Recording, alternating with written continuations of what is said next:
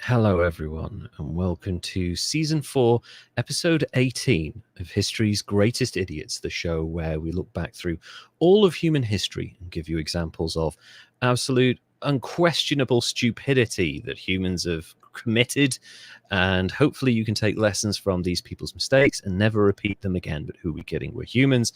We like making mistakes, and sometimes they're so epic they kind of change the way the world is viewed. So that's definitely a positive, I guess. Toasterzoid already in the chat questioning what's going on. Hello, Toasterzoid. So we have a little bit of a different episode this week. Derek, my usual host, is away with some family stuff this weekend, so he can't commit, and I had to record. So joining me for the first time ever is a friend of mine and a former colleague from my time working at Inside the Ropes Wrestling magazine and the website, I guess, as well. Peter Barnes. Peter, how are you doing? Yeah, I'm not doing badly. Thank you for having me. How are you? I'm good, man. It's been like, I mean, it's been a while since we spoke in person. We've kept in touch since Inside the Ropes, and we both left there around about the same time. I think you were a little bit after me. Yeah. But yeah, we started there and we've kept in contact, and Peter, I've always admired your, like, not just your knowledge of wrestling, but actually you have this like incredible in-depth knowledge and connections in the world of cycling, and that's what your podcast is based on as well. So can you tell us a little bit about that podcast and how people can find it? Yeah, so we're In the Wheels podcast. It's myself and my colleague Lena, and she also works on a German podcast called Fun Kit Wankers, which is that's the sort of term that you give those people who aren't professionals but dress as if they are a professional in like pro team kit. Wow. Okay. Yeah, so it's just FKW is the sort of short name and the sort of safe for work version. But yeah, we both interview people. We've had a wide range. We've had world champions. We've had someone who's an Olympic champion from Wales now, in Emma Finucane, British champion of Fred Wright when he was last year, as well as Pfeiffer Georgie, who was the women's champion. We've got juniors who have won multiple world track titles, Kat Ferguson and Imogen Wolf, to name two. We've also had British champion Zan Kreese, who was gravel champion. So we've had a wide range. Amazing. So yeah, and we just interview them, chat about them, what makes them tick, really. And we kind of, In the Wheels is kind of that vibe of like kind of coasting along. It's kind of, if you're in a race and you're just in the wheels, you're not active at the front. You're just sort of using everyone else's effort and just sort of coasting with and able to chat the breeze. And that's kind of how I've built my entire career, I think. Just siphoning off someone else's momentum a little bit. Yeah. It's nice to do. And yeah, so you can find us on X at In the Wheels, and then Instagram, it's In the Wheels Pod. That's where you'll find us. Recently, we had Bob Donaldson, who was part of the GB team for the Tour de l'Avenir, which is like the junior, the under 23 Tour de France. And he's just signed for Jayco literally today at point of recording. So yeah, and Jayco are one of the big pro teams. There's like 18 top tier teams. Although I won't get into the divisional structure of cycling because it's weird, because it's like you've got a Premiership and a Championship, but the Premiership plays with the Championship at the same time sometimes. Makes sense. It's too confusing to get into in too much depth. Sure. But yeah, so that's what we do. We are hoping to get some new faces, but also some return faces in the near future. This week, Right. I am hoping to chat to a return face and see how her career has progressed since last year. Excellent. So yeah, that's and this is all, and your podcast is on YouTube, right? So if people want to find it, they look on YouTube. There are a few episodes floating around on Spotify. Sure. But yeah, YouTube is kind of where we started and where we've got most of our videos. I was trying to calculate it earlier. I think it's about 50. But I don't know. We're kind of once a week, once every 2 weeks, that sort of regularity. Yeah. Which isn't too bad. And sometimes we put out shorts where it's like little clips from it. You know, where it's less than a minute of just hearing this person talk about this specific thing. Excellent. It's all kind of cool. And that's at In the Wheels pod? Yeah, or at what's In that? the Wheels. Let me just check the YouTube as well. Sorry. Yeah, it is just In the Wheels on YouTube. So if you're looking for this podcast, and if you're really into the world of cycling and like interviews with people within the industry, please go on YouTube and look for In the Wheels or at In the Wheels podcast pod on Insta. Pod. Yep, there you go, and on Insta as well. Yeah. So that's where you can find X. Peter and his podcast, and that's really cool. It's been really great seeing all your success. I've really enjoyed a lot of the interviews that I've listened to. I like stuff that I can just sort of put on and not feel like a particularly high level of stakes or drama. I just like listening to people having high level conversations about stuff. So that has always really appealed to me about your podcast. So that's really good. We've had a bunch of new people join us in the chat. So Becky Chatteris, thank you so much for joining us. And we've got Tom Harvey here. Welcome. Thank you all for joining us on this podcast. So if you are new, basically, as I mentioned at the start of the podcast, we talk about massive mistakes from human history and maybe the lessons we learn, and then we give them scores. So I guess we will start, Peter, with given that you're the guest here and you're the main attraction, please tell us about your cycling idiot for this week. Yeah, so this is the tale of a man he's written deep into cycling history. He's an American who rode for the all-conquering US postal team. Wow. He's finished the Tour de France in first, although he was later disqualified. Robin Williams, of all people, had a signed lithograph of him. Really? I actually found the listing on Sotheby's website during my research. And that's random. Yeah. He actually calls this guy the mofo of the mountains, which is amazing. And yeah, he's a very religious guy who would later have issues with the US anti-doping authority. And he has a term named after him in the sport. Okay. So we've already had one guest from Toasterzoid, which was Lance Armstrong. We will see. We will see. Yeah. Obviously, I'll explain a quick bit about cycling, just to give some flavour to those who aren't aware. So there's stage races, which are like multi-day events. The winner is the lowest cumulative time. Right. But within that, you also race for the individual stages. But you don't have to win any of them to win overall. You could come second and be better than everyone else each day. Exactly. You know, apart from the guy who wins, and then you know, if that guy absolutely tanks it the next day, then you've got a huge advantage.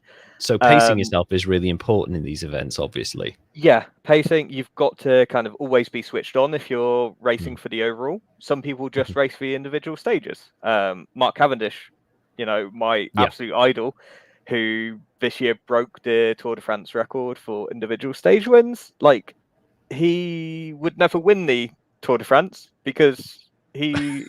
You know, relatively speaking, he sucks at mountains. Right.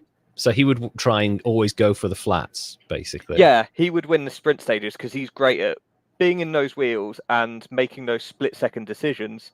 Okay. And basically, he has a team that help him throughout the 200 kilometers, saving his energy Right. because he has to be the fastest in the last 200 meters. Right. So Oh, wow. That's it's amazing. like, So it literally comes down to the last, like, 30 seconds of the race a lot of the time. And I tell you, like, watching him break that 35th record, like, I was screaming at the telly.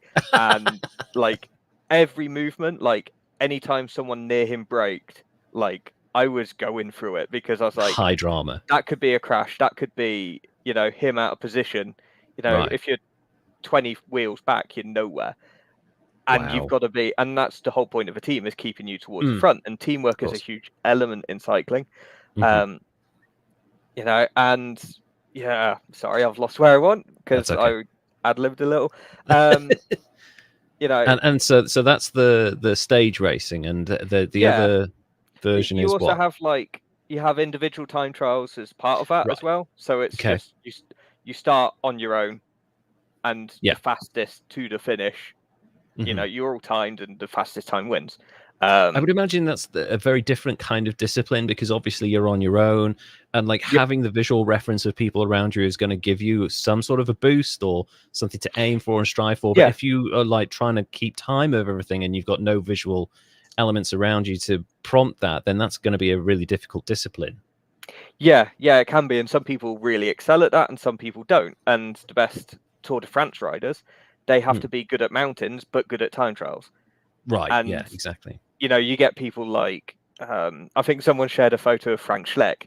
He's a Luxembourg rider. I think he podiumed in the Tour de France. But he could not time trial because for a start, he was not very aerodynamic. His position on the bike is atrocious.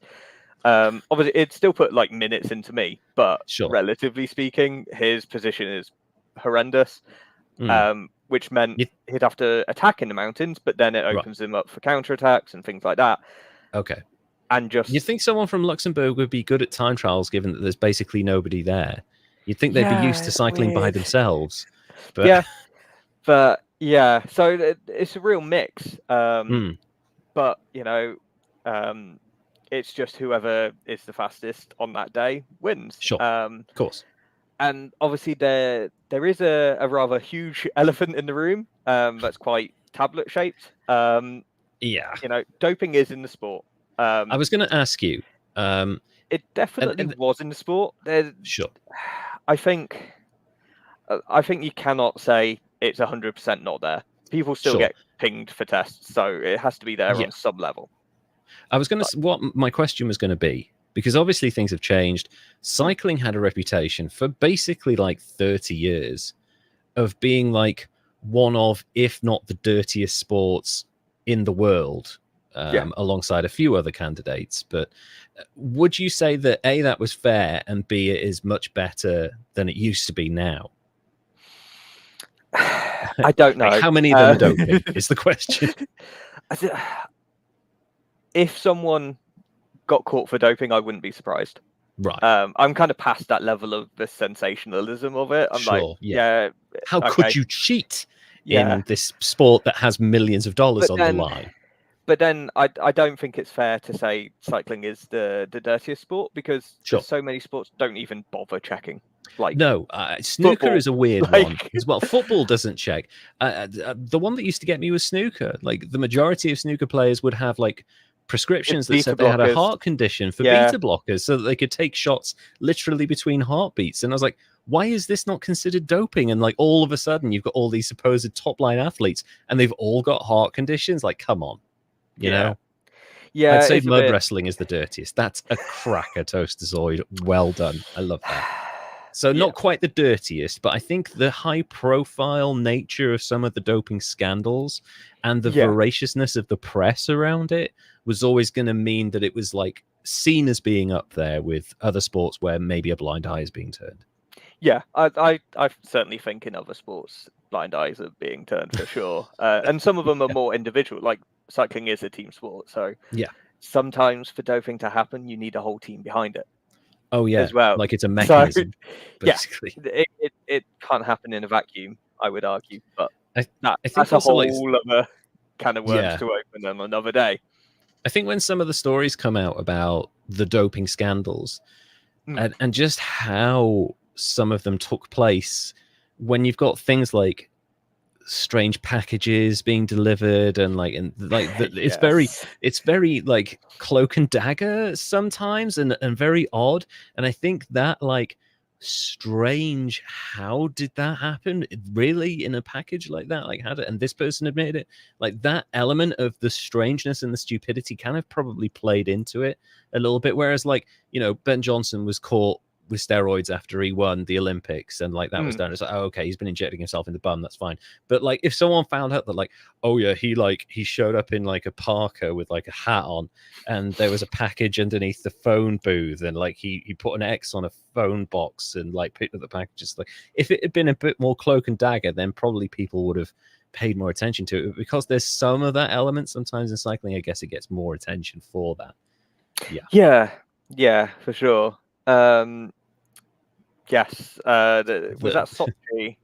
Yeah, the doping scandal that happened with Russia during the Winter Olympics a few years ago. Is that where they had like a hole in the wall and they were like shoving tests through? Like, yeah, it becomes like a puppet show or something. There's also the weird element of Olympics that any host nation always does really well when they're hosting it. They do really, really well. My favorite one was the Seoul Olympics, where like, was it the Seoul Olympics or maybe it was I don't know. That's before maybe my time anyway. Way before I was maybe 5 years old. But it was an Olympics where a javelin thrower or someone was throwing, and they opened the gates to the stadium to allow a massive through breeze to come through and like launch the fucking javelin further. And you're like, hang on a minute, how did that happen? But yeah, like the Olympics is also another famous one. But yeah, so going back to cycling, please continue. Yes, well, back to our idiot indeed. Yeah. He was born in Pennsylvania, and is a devout Mennonite, or certainly his family were, which is a branch of Christianity. It's based around like pacifism. Oh, pacifism. Yeah, I think there is an element of Anabaptism. And apparently his love for cycling developed. He went fishing with a friend, and then from that, they used bikes to get there, and he wanted to get into racing. That's super wholesome. I like that. Yeah, it's very wholesome beginnings for this gentleman. And according to an LA Times article, he often rode in sweatpants because he worried that God disliked shorts as part of his religion, which is weird. How big is he hung? Like the shorts must have covered everything, surely, especially if you're cycling. But yeah, sweatpants. Go for it. Knock yourself out, mate. So yeah, as a cyclist, that's incredible to think, because like to race in trackies, like you're gonna catch a huge wind. Disadvantage. Yeah. And his dad did not approve. So this guy would he would go out the house after dark. It's like Footloose. Because like his day was filled with chores, because his dad was like, "This is a stupid hobby. Like you shouldn't be doing it. So I'm going to make sure you've got no time to do it." Yeah, get outside and chop wood. For God's sake. Yeah, but he went out at like 1, 2 in the morning instead, like an absolute mad lad. And apparently his dad was like, "Oh, maybe he's into some illicit substances." Foreshadowing a narrative device. A God hates shorts is better than anything anyone else says he hates. Yeah, I guess absolutely. The sin of wearing cycling pants really is like, that's a very small and short debate. But yeah, wow. So yeah, he's sneaking out at night to rebel against his father by hopping on a bike and cycling for fucking miles and then sneaking back into the house again, drenched in sweat. If his parents caught him, he probably could have been like, "I was having sex with someone." It's like probably a better thing to say than "I've been cycling all night because your father hates it." Yeah, but apparently, like his father tailed him a few times and realized what he was doing and was like, "Oh, okay, you know what? Like, fucking Chase. Fine. Yeah, like drive a car." Son, I'm not going to say I accept your lifestyle, but if you have to sit on a bike and cycle for fucking hours, then just you do you. Oh, thank you, father. Also, I'm gay. What? No, but sorry, carry on. That's a weird start, and I can see that's going to have caused issues with him in terms of trust as well.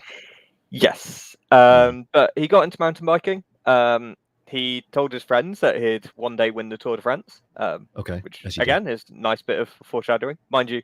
I bet there's like a million people who say that, and then the ones who actually do get remembered by their friends suddenly. And like, oh yeah, he did say that. Yeah. It's like, literally everyone who gets on a bike and any competitive cyclist is going to be like, I'm going to win the Tour de France, and like literally 99% of people are like, yeah, whatever, buddy. Okay, sure, you do you. Yeah. And in 1993, actually, he was the junior champion in mountain bike for the US. So that's like under 19s technically, and he was 17 at the time, so had a ton of potential as a first-year junior. And this future Tour de France winner is Landis, Floyd Landis, in fact. Sorry, Toasty. It's not Lance Armstrong, Floyd Landis, another famous name, though I recognize that name, and I don't know much about cycling at all, other than what I casually came across when I was flicking through past Eurosport. So yeah, Eurosport's good. Some of the commentators are interesting, but it's got a place in my childhood for like, wow, table tennis, badminton, fucking like taekwondo, like what is this channel? Yeah, it's so weird that's like stuck in my mind. But yeah, and I actually, I had my great grandfather was like cycling mad, and I think he passed that on to the family, because he would live in North Wales. He lived in a little town, seaside town, and then he would cycle to Betws-y-Coed, which was like 35 miles along the old roads, and then he'd swim in the waterfalls there, and then he'd cycle all the way back. And this is in like the 50s and 60s. So you're talking about like those knackered old ancient bikes before anything really suspension and gears wise came in. And from that point on, a lot of the people in my family did really enjoy cycling, and a fixture in the household would be watching Tour de France races and stuff like that. So that's the limit of my knowledge. But Floyd Landis, I recognize as a name, and as quite a big name as well. Yeah. Do shorts give the devil the horn? Yes. All shorts, even the ones with multiple pockets. Devil loves them. Massively. And in tribute, I am wearing shorts today. Oh, dun dun dun! Oh my God, Satan's got a boner. Okay, so Floyd Landis from Pennsylvania. Yeah, so he went into road racing in '99. Was quite successful very early on. He actually got third place at the Tour de l'Avenir, that under-23 Tour de France. Last year, actually, it was won by Isaac del Toro, who's a Mexican, the first Mexican winner. And is seen as a huge talent in the sport, and certainly for Latin America as well. That's quite meaningful. Huge appeal. Yeah. And then this year it was Joe Blackmore, who's a British rider. Yes, and Joe. the first British rider to win it in the 60-year history. So, given how much of a cycling powerhouse Britain has seemed to be, it's kind of weird that no one's ever won it. But it's a different style, I guess. Other priorities, maybe. Mountains. And all the good, quote unquote good riders go on the track and things like that. Sure. So, sorry. So, but also in that year he did the GP des Nations. It's a special like one-day time trial race. And he got 16th. Although it's out of a field of 20, it's 20 specialists and people who are like only do that. Like normally when a time trial happens in a stage race, you have specialists, but you have mountain climbers who can't time trial for toffee. You've got domestiques who are like, it's a French word for servant, but it's like basically they're the helpers. But in a time trial, it's individual. So you're not doing anything. You're just coasting to the finish. For them, it's a get round. For everyone else, it matters. So in a stage race like the Tour de France, maybe 30 are actually riding for a realistic chance of a victory and trying to get a good time. Everyone else is getting round. And making up the numbers, earning a living, that sort of thing. Yeah. And he was 6 minutes slower. Over 71 kilometers, though. It's a huge time trial. Yeah, that doesn't happen nowadays, but that's like, 50 odd miles? Yeah. And he only lost 6 minutes over that. Like, that's pretty impressive. Yeah. So you're talking like less than 30 seconds every, much less than 30 seconds every mile, like 10 seconds a mile or something like that. That's pretty impressive. I calculated it like I think it's 5 seconds per kilometer, but that's incredible. That's not bad. That's not at all. And that was like his first year of road racing, like before he's Right. even put any real effort into aerodynamics. He's not found his feet yet. And yeah, like he doesn't have seasons in his leg. The guy who won did. Then at the turn of the millennium, he turned pro with the Mercury team. He finished 5th at the Tour de Langkawi in Malaysia. And he raced a bit in the US and in Europe, and won the Tour du Poitou-Charentes, which is a race in France. That sounds delicious. Yeah, it's great. I'm sure the food is there. He had a steady year the next year, and then in 2002 he came second at the Critérium du Dauphiné, which is that always happens in June. It's the last big French stage race before the Tour. So some riders come into that race really hot and ready because they're going to hit the first week of the Tour hard. Some use it as a tune-up, but anyone who's worth their weight is gunning for victory there. At least once in their career, and to get second, that shows mug really. And that's a quick progression really to get up that high that quickly, really. I think that third year of being pro. So he would have been taken seriously going into the Tour de France after that, really. Well, as it happens, he did his debut tour, got middling results. He was 61st overall by the end of it. It's not exceptional, but it's steady. As a first tour, I'd be happy with that. Depending on your rider type, that could be a really good result. And again, if you're not in the top 10, sometimes you're not even a mountain stage where you could lose a bucket load of time. Some people aren't even trying because they can. It's still hard for everyone, but relatively speaking, they're taking it a bit easy and soft pedaling, and they don't need to race because there's no position to protect. Therefore, half an hour, great. I've lost half an hour. I'm way down the rankings, but it's not really a true reflection of ability.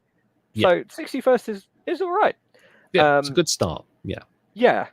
And his exploits caught the attention of a US postal team. In fact, the US postal team, which is where Lance Armstrong rode.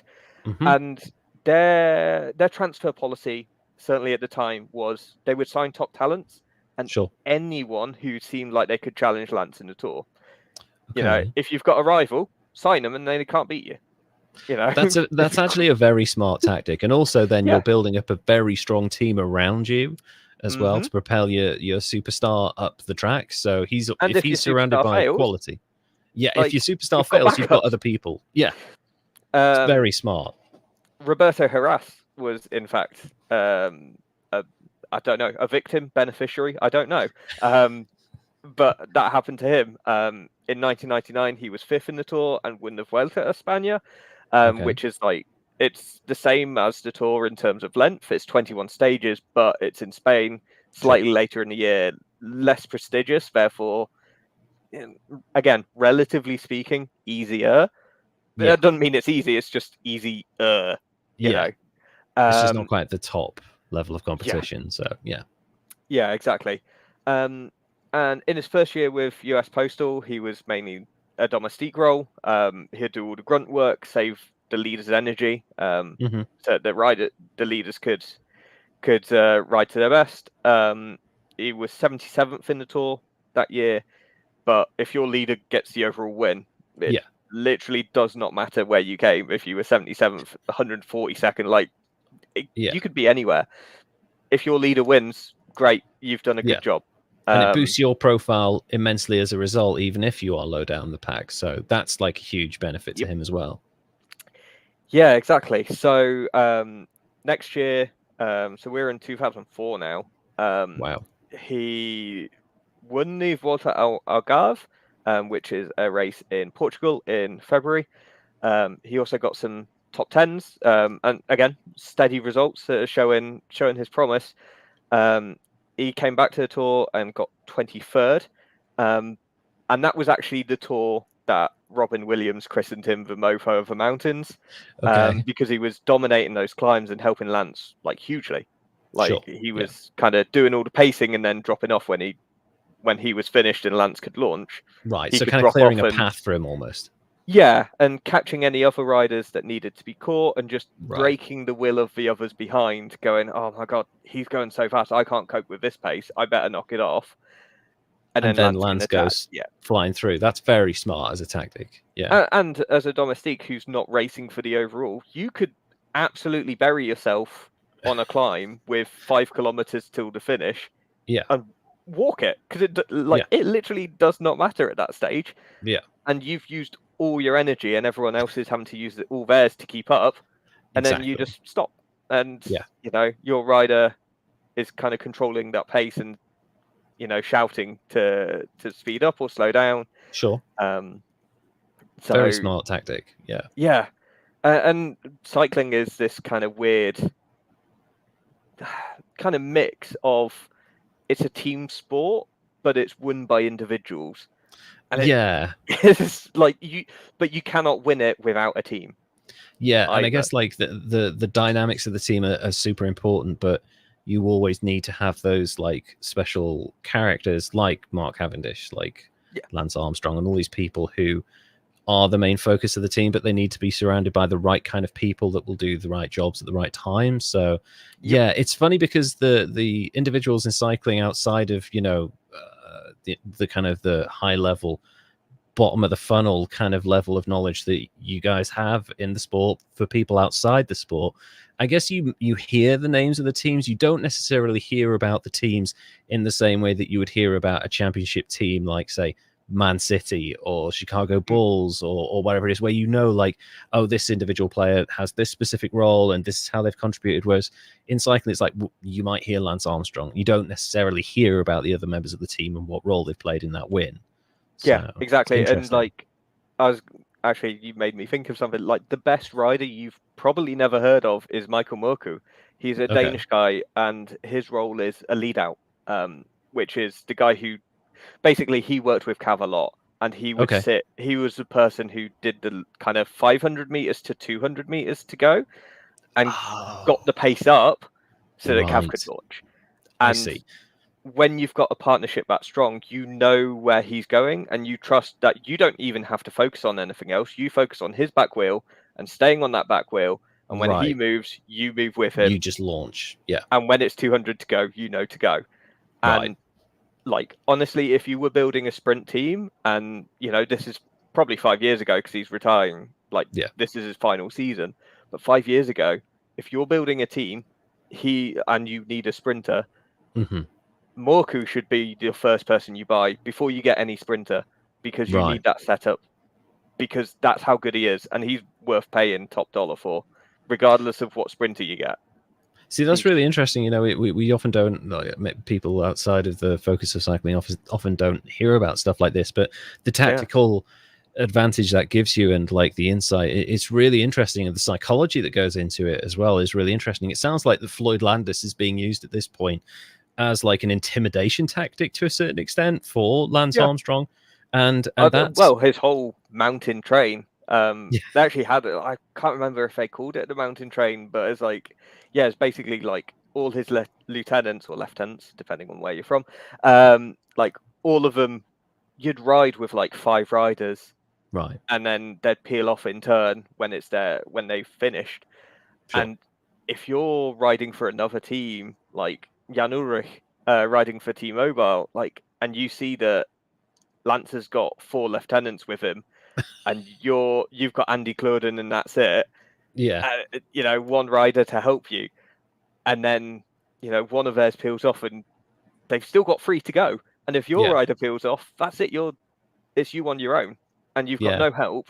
If you need a wheel or anything, you're stranded, and it's intimidating in a way to have that many good mountain climbers.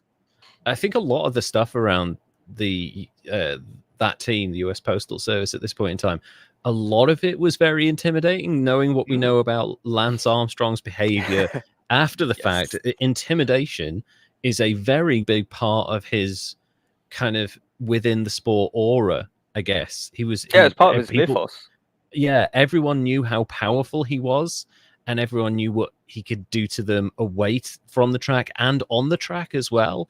And I guess that's like part of the psychology that helped him win. And Floyd Landis here seems to be a big part of that machine. So he's helping build up the mountain stages at this point, right? Yeah, exactly. And then 2005 was Lance's final tour win. Right. And Landis was there again. So he rode, of the times where Lance was riding, he was like, Landis was in the team 3 times in a row and kind of helping him get there. He got a top 10 himself, though, did Floyd. Which again, a top 10 within the Tour de France is huge. Oh yeah, like it's massive. You know, it might not seem much, like, oh, they didn't win, but like that's massive. And he was 30, so right in his prime for that style of racing. Sure. You know, sprinters tend to start young.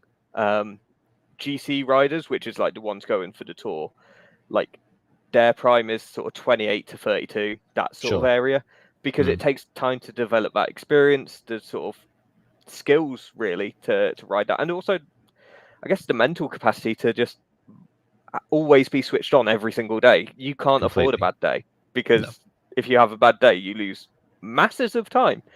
And money. Again, that is foreshadowing. Yes. Having bad days. But yeah, Lance finished racing and Landis changed team to Phonak for 2016. And there's a huge power vacuum at the top. You know, who's going to replace Armstrong as the new winner of a Tour de France? Right. Floyd actually was fancied as an heir apparent. He won the Paris-Nice, which is a part of that trio of races. So there's Paris-Nice, Critérium du Dauphiné, and Tour de France, the 3 big French stage races. They're all organized by the same company, ASO. Just Paris-Nice happens kind of March time, and it is known as the race to the sun, because you start in Paris in kind of damp conditions and then you end up in Nice where it's meant to be sunny. Is a wonderful place to finish a race. Yeah, for sure. They often finish on the Promenade des Anglais. Nice. Yeah, very nice. It's really Nice is really lovely. Like, if you're not cycling, please go to Nice. It is really wonderful. Even if you are cycling, even if you are cycling. I know a bunch of people that have cycled around there. I know someone that cycled from Nice to Cannes very leisurely. So just wonderful place to end a race like that. It feels like a reward in itself.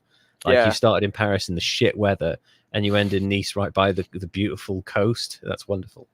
Yeah, and obviously winning that again kind of shows your ability as a rider. Anyone who's won the Tour de France has probably won or placed highly in the Paris-Nice. I don't know statistics, and probably someone in chat will be able to find that out. But that was kind of that heralded something. And but then he had a bit of a steady season towards the 2006 Tour. But it's at that Tour that his name would get written into the folklore of cycling. You know, most of the beginning stages of Tour de France are kind of easy, flat stages. They have little impact in the overall race, although they started with a prologue time trial. So he got top 10, which for him is kind of perfect, because he was positioned well overall. He'd gained time on his rivals, but because he's not the leader of a race, he doesn't have to do press conferences each day. Right. So you're saving time and energy because you're not in the lead. You're kind of a few riders back. No one's really paying you massive media attention. Although obviously American press were probably pretty strong at that point because of the Armstrong effect. Of course, but still, you know, you're near the top but not at the top, and therefore not having to put out a lot of energy. Certainly not mentally, and that, you know, 21 days later, that's going to be hugely impactful if you've saved that energy at the start. Massively. But in the long time trial on stage 7, he finished second behind Sergei Honka, who's a Ukrainian and actually the winner of the GP de Nation, that I mentioned at the start. But Honka, like, he had the lead. So again, Landis didn't have to do all the press stuff, but he came second, so he gained time on everyone else in the race. Right. So again, he's strongly positioned, and the Ukrainian rider is not going to win overall. Like, okay. So you know that you're safe letting him have the lead rather than yourself. Exactly. And again, that might come in a bit later. So yeah, but then he was finished in the lead trio on the first mountaintop finish to Place de Paris on stage 11 and took the yellow jersey there. So about midway through the race, that's not bad. Like, unless you're like the extremes of this year with Tadej Pogacar, who took the yellow jersey on stage 2. Okay. It doesn't really happen. Normally, you want to be taking the yellow jersey kind of midway. Right. If you get when it you've then, still got your energy left. Yeah, if you're taking it midway, you can start to think about holding it throughout. Normally, if you take it early, you try and look for someone else to take it, who's not going to be an overall threat, but can wear it as a kind of, they'll be really impressed that they're wearing the yellow jersey, but they're not going to win overall, and they can have it for a few days as a sort of little treat almost. That's kind of how it goes. And as it happens, stage 13, Oscar Pereiro, he's 46th overall, 29 minutes down on the overall standings. Okay. But he gets into a breakaway, and like they just let it go. They're like, nah. The breakaway is normally like it happens at the start of a race. It helps actually punctuate the race in a way, because if there's something to chase, then you can speculate, and commentators love it because there's someone to talk about. There's also a way of getting advertising. Like, if you're not going to win, you might as well go in the breakaway because you're going to get TV time. Oh, that's the cameras smart. are going to focus on you. So you can get specific sponsors because at a certain point in the race you're going to do this thing, and it's going to earn you a lot of money. That's smart. It's kind of like that, but also like cycling. Like, every team is named after a company that sponsors them.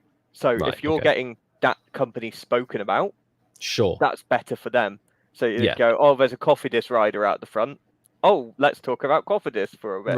And some people might look up what they do, and that's how cycling is very much built on that. That's incredible. But it's just that rabbit to chase. It gives the main group something to bother with. The problem is, I don't know whether it was, but the Phonak team decided, no, we're not playing that game. We're not chasing them, and they let them go. Go. Okay.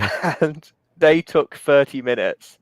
So Pereiro went from 46th overall to first. That sounds weird as a decision. It kind of is, but it isn't, because he's lost half an hour supposedly racing normally. So you can take him back whenever you like. Right, and he'll probably be exhausted for the next leg, whatever, with this. Yep, exactly. Okay. So it's a tactical move. It means your team doesn't have to like chase the breakaway on a flat stage, because the yellow jersey, it's their job to keep things under control and commit riders to the front and spend their energy. Yeah. Well, if that's not your team, great, you get an easier day. So they put all the work on the Kestapania team, which was Oscar Pereiro's team, and he had the lead. And yeah, it was great. And on stage 15, Landis was still second and close to the lead, and sitting pretty. He was happy with where he was. He'd lost a ton of time to Pereiro, but he knew that Pereiro would probably falter somewhere, and he would take the lead back when he wanted. And it's kind of all orchestrated and going as planned. Yeah, makes sense in a way. But then, stage 16, Floyd capitulated. He finished the day 23rd. And Oscar Pereiro came third that day, and actually, I think the lead had swapped by then. Right. So he actually retook the lead. This time almost by right. If you see that the other day was a favour, this was by right. Like, sure. And Landis lost so much time. He wasn't even in the top 10. He was over 8 minutes back. His whole tour was in jeopardy, and it came out during the race that he had a hip injury. I was going to say, is he injured? It sounds like an injury drop-off. Well, I wouldn't even say it's a drop-off. It sounded like it's a long-standing injury. Right. He had a TUE, a therapeutic use exemption.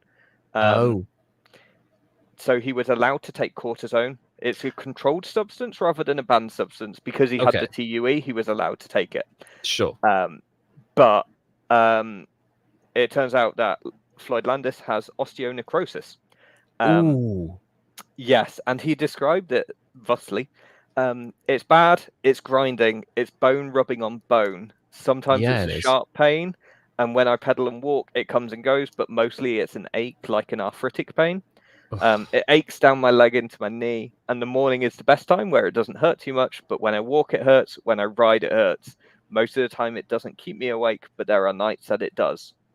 Man, to be a professional athlete with a level of necrosis in your bones, that's fucking crazy. Yeah, it's pretty bad. And then, so obviously he's lost all that time. Yeah. But the day that wrote him into folklore, he did a Landis. And some people, they react to adversity by shrinking away. Others take it head on and fight back, and that's what he did. Right. It was one of the hardest stages, stage 17. It had 5 mountains. And he attacked with 120 kilometers still to go.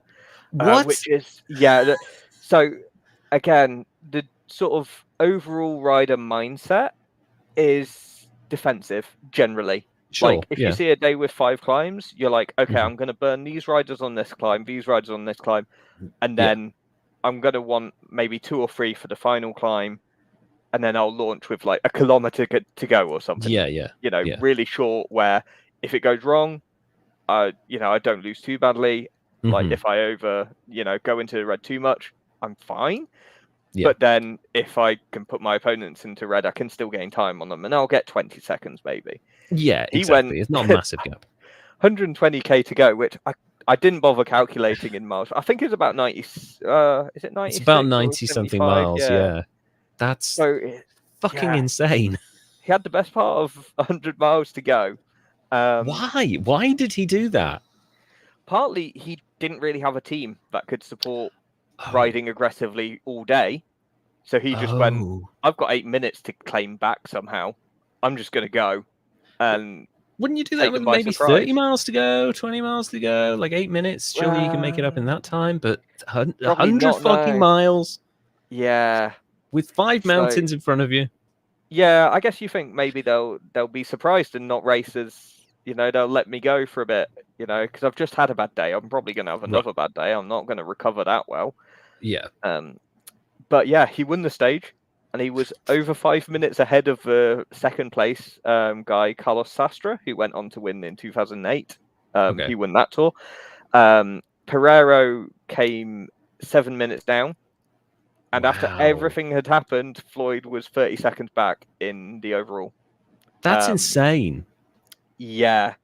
That ride was against adversity, in spite of a capitulation, in spite of his dying hip, in spite of everything. Like, that was his defining moment of that tour. It's superhuman to a certain extent. Yeah, indeed. He then won the tour. He got third on the final time trial stage, which was like the penultimate day. And then the next day is a processional sprint stage, traditionally speaking, which finishes on the Champs-Élysées. Yeah. And the rule is that you don't attack anyway. Even if even if you were second behind someone, you don't attack. It's just you ride that day. Everyone just waits for the sprint, or maybe a low-level breakaway goes and upsets sprinters. But it's not an overall day because one, the topography doesn't fit it, but 2, it's a gentleman's agreement. Right. An unwritten rule in cycling. Exactly. So he won the 2006 tour, but the records don't really show that. Why is that? They show Pereiro won. Right. And partly because he won a stage, he had to be tested and did a urine test. And that test came back positive. He had a super high ratio of testosterone to epitestosterone. Okay. I don't know what the current ruling is, but the limit at the time was you should have a ratio of 4-1. His amount was 11-1. Okay, so he's a gorilla at this point. Apparently. And then, so Landis denied doping. and placed faith in a test using his backup sample. Okay. Phonak, his team, stated that he would be dismissed should the backup sample also test positive. So they tested it, and it was positive. Yep. He got he got chucked out from the team. His result in the tour was annulled. And even the team itself disbanded like shortly after. That's a big impact right there. Jesus. Yeah. And according to an LA Times article, he was always described as a bit of an oddball, partly because of his Mennonite upbringing, but the editor-in-chief at the time of Bicycling magazine, I guess, Lauren Mooney, said he always had an air of innocence about him. Okay. Following the doping ban, he wrote an autobiography called Positively False, which was co-authored by Lauren Mooney, the then editor-in-chief of Bicycling magazine. So, vested interest in that initial quote, potentially, maybe. Yeah. Financial stake. Yeah. And actually, the proceeds from the book were spent on his defense. And he burnt through $1 million of his savings to defend himself. So he had nothing left. Everything was riding on this trial. Yeah. It even cost him his marriage. Oh, man. And allegedly, he was offered a deal, like a plea bargain almost, like speak about his own doping, provide evidence about Armstrong, and he'd get a reduced ban. Wow. That's a pretty decent deal. he didn't take it. Nope. He was like, no, I didn't dope, so I've got nothing to tell you. Yeah.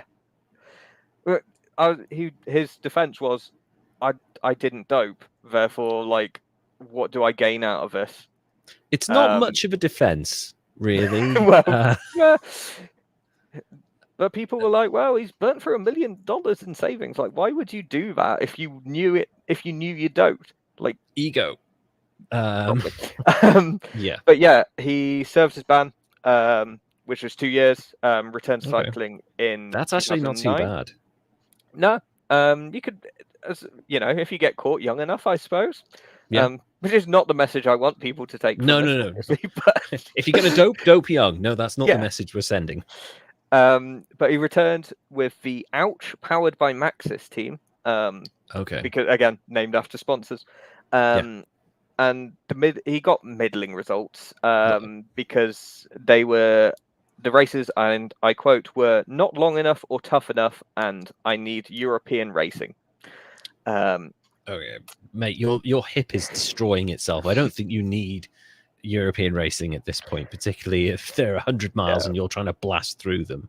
That's not probably not. But 2010, he raced 3 different races.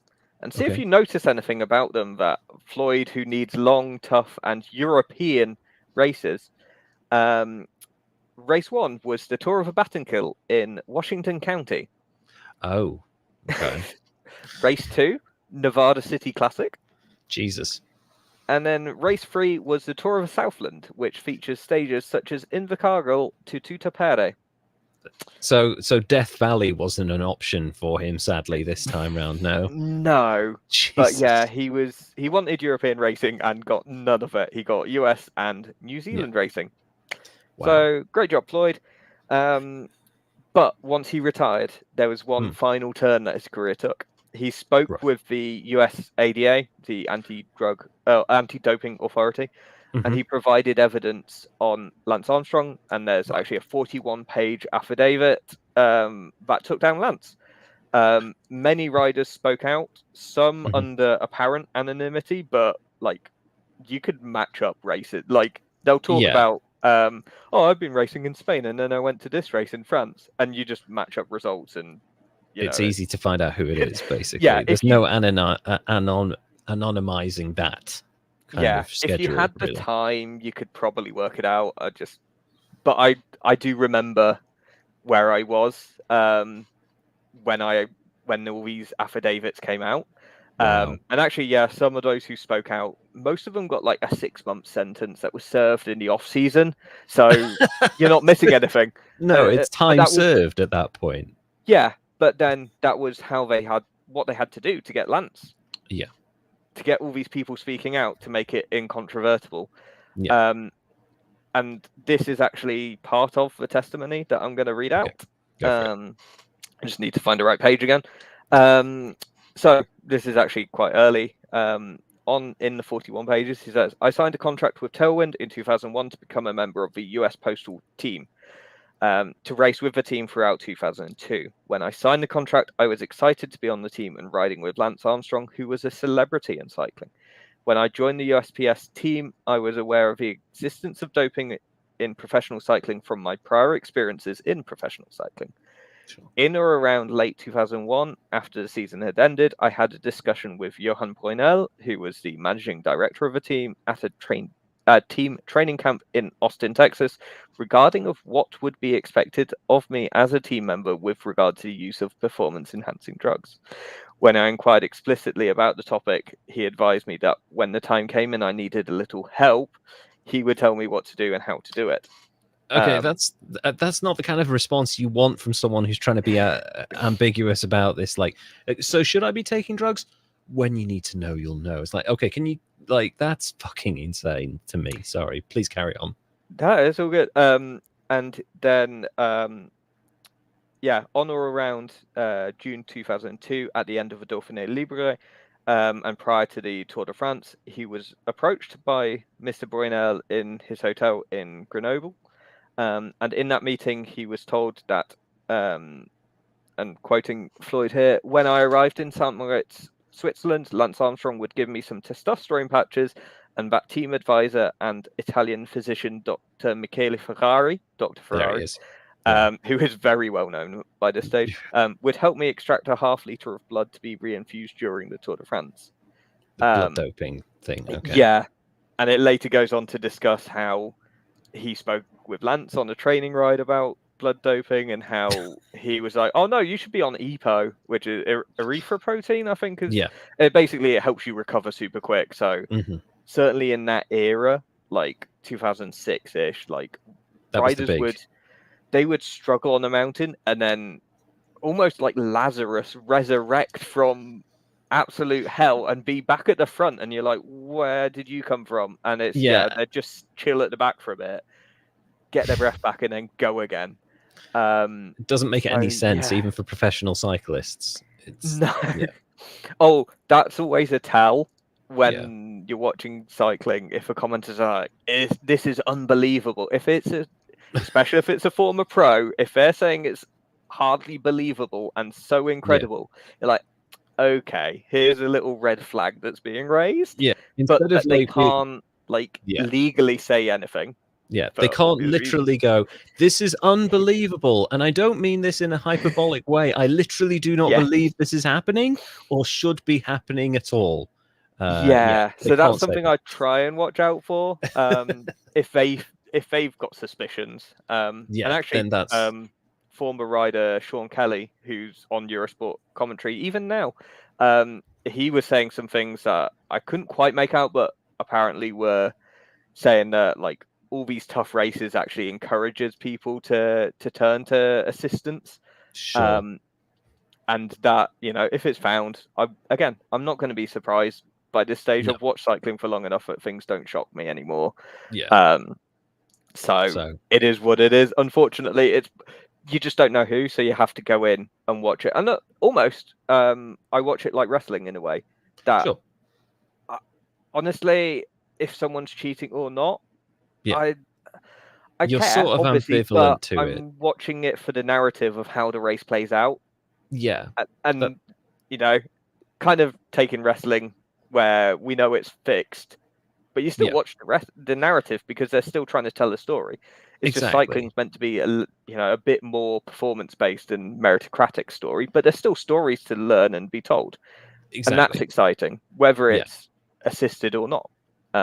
So really, the reaction to the Floyd Landis thing, the fact that he only got 2 years, which obviously, you know, he's in his early 30s at this point, you know, that can kind of push him beyond his prime years, I guess. But I'd imagine he can still come back. Oh yeah, absolutely. And I'd imagine that like the cycling community isn't like super upset about this, or like they might say, you know, we're disappointed or something, but they're not going to sit there and go, you know, the sport has been disgraced. really. Oh by no, because something he's like just this. one of many disgraces at this Exactly. point. Yeah. And also one thing which is kind of controversial about doping, like it is bad, obviously, it's cheating, but it's Yeah. not an automatic success. Like you No. can't just, I can't just give myself loads of EPO and then win the Tour de France next year, because you still have to train. You still have to have a baseline talent to be Yes. any good anyway. To Yes. get to that stage. Like it's not this automatic pathway that some people view it as. I think in Britain we certainly view it that way. We just go, oh, it's automatic cheating, and therefore they're going to win every single time Yeah. if they're on drugs. Well, no, because so many things can happen anyway. Yeah.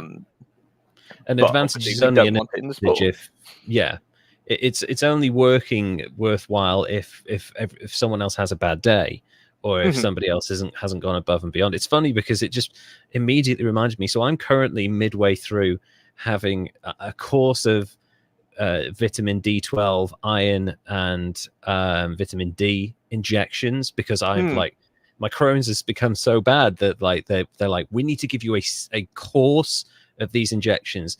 And I went in to have the first one, and they were like, well, that's the first one. And I was like, what the hell do you mean the first one? And they're like, you need 5 more over the next 2 weeks. I'm like, what the fuck are you talking about? They sting like a motherfucker. Anyway, they were like, listen, there's a good chance that you'll feel really great after taking these. And like the first day I took it, I was like, oh my God, I feel more alert. I feel more sharp. I'm not feeling exhausted all the time. This is great.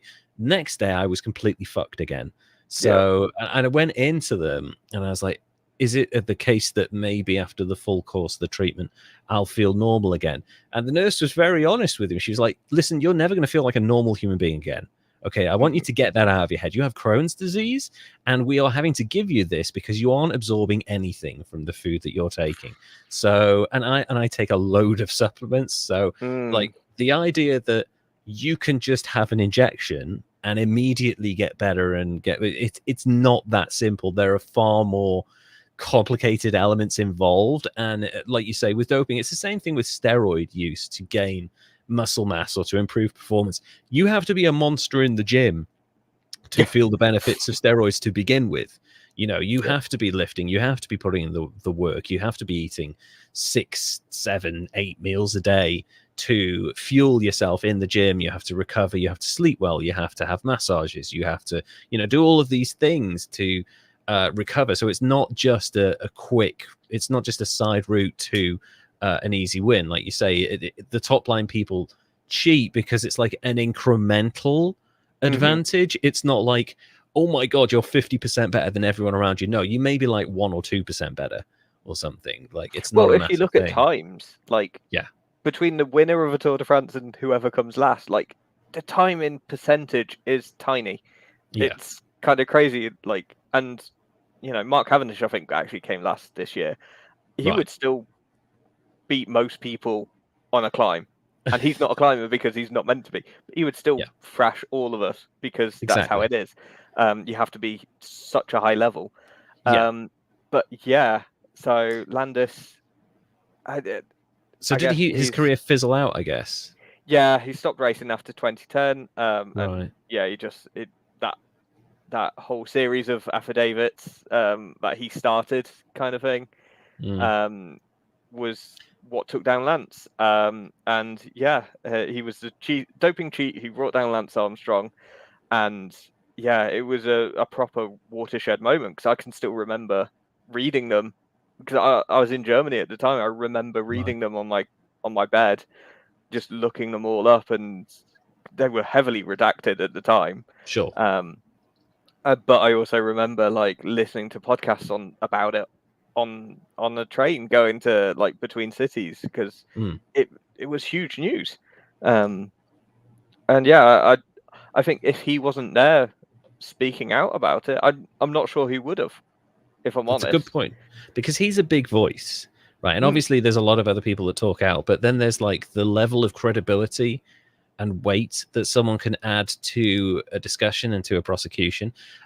Ultimately, when it comes to Floyd Landis, and I'll get to scoring him in a minute, what do you think his legacy is in the sport of cycling? Do you think it is completely tarnished? I don't know. Like, I think that whole era is pretty tarnished, whoever you look at. And it's kind of weird because I came to the sport in 2008, so I didn't actually know these names, but there were some names that I've looked up since and looking up these results to see who was, and it's like, oh, that guy was riding. And obviously a lot of riders were riding in 2006 and in the 2000s in general. But I guess, for me, his legacy is the two things of doing a Landis and winning but not winning the 2006 Tour, and then being the one who started kind of speaking out. And others did speak out like previously, but no one did it in the official capacity to really bring down that house of cards. So it's kind of weird that yes, he's a doping cheat, but he's a doping cheat who brought down a bigger doping cheat. And True. Like, do you take a utilitarian view, or I don't know? I guess it's a complicated legacy. Yeah, it's shades of grey in which we all live. Absolutely. I think he's an archetype of that in a way. And it's interesting, you talk about doing a Landis. It immediately made me think about the movie Goodfellas. So they've just pulled the Lufthansa heist, and they've all got they're enriched to the tune of millions of dollars essentially, and everyone involved in the heist is told under no uncertain circumstances by Jimmy, Robert De Niro's character, do not make any lavish expenses and purchases right now. We're being watched by the FBI. We're being watched by everyone involved in this. They know we're in the mafia. If you buy anything, it adds massive suspicion to us. And then a guy shows up in the fucking bar, and he's like, would you look at the present I bought my wife, and we did it through her mother, so there's no suspicion, it wasn't me, and it's a brand new car out in the snow. It's like, what the fuck did I tell you? What the fuck is wrong with you? And he loses his mind. And then the next guy walks in and he's bought his wife a brand new fur, and he's like, I fucking told you. So I feel like Landis, it also reminds me a little bit of the Diego Maradona goal in, I guess it's the 94 World Cup, where he scores this wonder goal for Argentina and then run towards the camera going, oh, like that. And then everyone was like, maybe we should test him for drugs now. And lo and behold, his blood is basically cocaine. It's white at this point. It's white powder flowing through his system. And that's the end of his career. But I feel like Landis, there are, those inspirational moments in sports stories and in actual sport, when you hear of someone doing something so marvelous and so incredible that it blows your mind, wow, the pinnacle of human existence in this achievement of physical endurance and ability to break away from a race with 96 miles to go and then to fucking win it by 5 minutes. Yes, there are going to be people going, oh my God, that's an incredible achievement. But instead of, why wouldn't you have just done it in the last 2 miles, right? Why wouldn't you? Because by doing that, everyone's like, right, that man is doing drugs. Test him immediately. You're not flying under the radar. You've literally fucking cycled over the top of the goddamn thing at this point.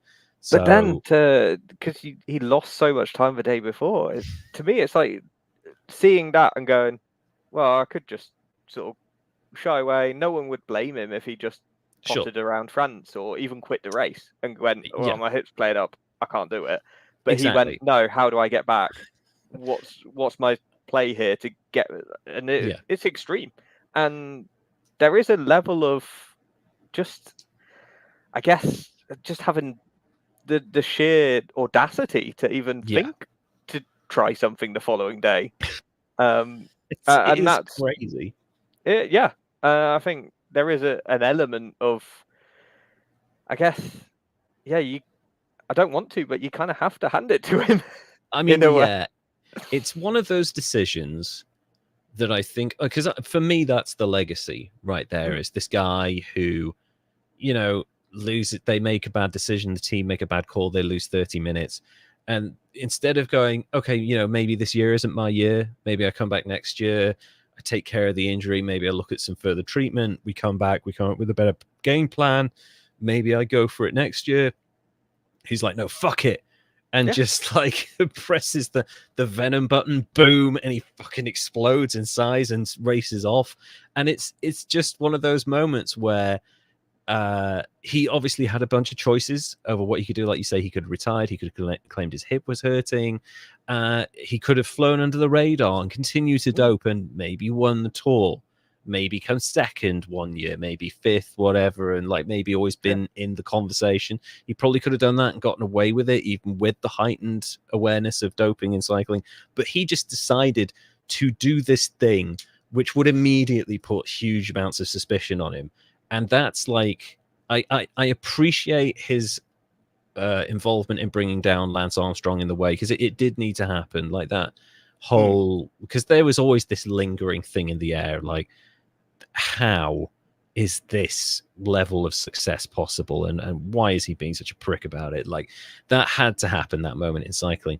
But that moment for Landis, I feel like it was one of those decisions where I hope he's found peace with it, and he doesn't look back on it going, oh, if I'd done this differently, maybe I wouldn't have been found out. In terms of scuppering his own career effectively with that kind of decision, that decision-making thought process, I'm probably going to go like maybe like a 62, because he didn't kill anyone, and I feel like in the grand scheme of doping scandals, like his wasn't quite as elaborate as Lance Armstrong's, obviously hugely famous, and also he gets some good points for being the person to, you know, help with that investigation and right that wrong, essentially, and help clean cycling up and get it to the stage where it's at now, where it's a much cleaner sport. But you know, that crazy ass decision to do that, and to then, you know, and also to stand by your guns. Like, you've got as much testosterone in your fucking system as like a room full of fucking bikers, you know, like, what are you thinking? And they're, no, it's I'll be cleared once the B sample comes through. And then like, no, it's the same. What's wrong with you? Why are you doing this? Like, just saying that, oh no, it's not me, it's the system, that claiming that kind of conspiracy, like, oh my god, he's so convincing, he must be right. No, he's just delusional at that point to a certain extent. So I remember the name Floyd Landis. I like to think of competitive cyclists and generally like athletes at a certain high level. I like them to experience a good level of success, and then to retire comfortably quite young, and then to inspire other people around them, become coaches and stuff. I like that transition of an athlete, because it's quite a wholesome thing in many ways. You know, they're aspiring to be the best they can be, and then they're helping other people be the best they can be. That's a really wonderful existence. But Landis didn't go that route, but he did bring down the biggest cheat in cycling history. So 62, I think, is fair. If he hadn't brought down Lance Armstrong, it probably would have been in the 70s, maybe higher. But yeah, that's like, wow. I just fucking putting your foot down with 96 miles to go is an insane decision. Yeah. Has that happened since? Anything like that? There's occasional. Or has nobody been that stupid? There's been occasional racing where, like, especially in single day racing, where you're not worried about the knock-on effects the next day, because you're racing for the win on one day. Mathieu van der Poel, who's, I believe, the grandson of Raymond Poulidor and the son of Adrie van der Poel, who are both big names within cycling. He won the Paris-Roubaix, and he attacked with about 60 kilometers to go. But Paris-Roubaix is a ridiculous race anyway. It's about 250 kilometers raced with 50 of them on cobblestones, and some of them are really rough, like farmer roads that are, my god, the hemorrhoids. Jesus. He didn't even wear gloves. He just he's that Turkish guy at the Olympics who's just like bang, all right, thanks. But like, he attacked the lead group of about 10 riders with 60 to go, and 45 miles to go.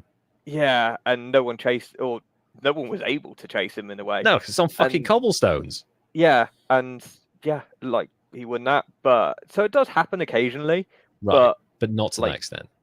Not No, not 120 kilometers. Normally, not there's 5 miles, 5 mountains. No, exactly. Although, like, there was a day where Chris Froome made an attack, like quite a long one, and then a New Zealand rider at the end, when interviewed, was like, "Oh, he did Landis," and it's like, "Oh, okay, now he's going to have a drugs test." Yeah, I mean, anyone who wins a stage gets tested. I think even podium now. Wow.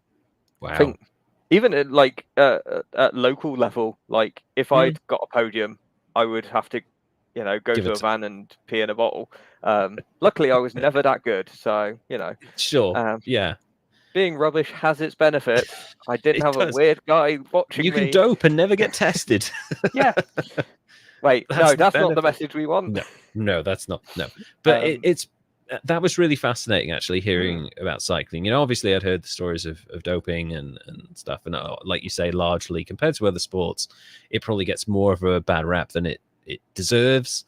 There are certainly other sports that should be focused on more so than they are. Like sumo wrestling, weirdly, has one of the highest levels of corruption of like any sport anywhere in the world, because the Yakuza are involved, because the money, and it's a lot of it's rigged. People are murdered over it, shit like that. I can't imagine too many people are assassinated over cycling, but I think cycling gets a bad rep, and I feel like it's one of those sports where if I'm in the right mood and there's nothing else happening, like I can throw that on and be like, oh my god, this is a surprisingly relaxing thing for me to watch as a big focus invested in the sport, whereas someone like you who's like maybe watching Cavendish trying to break the record and really invested in the last kilometer, like it's a really dramatic thing for you.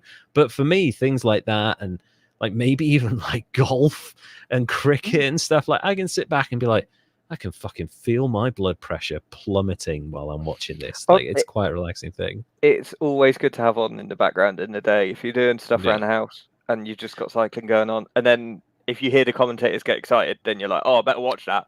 But a lot of the time you can just have it on on your phone in your pocket and just chill to it. And it's nice. Exactly. It's a good background sport in some ways.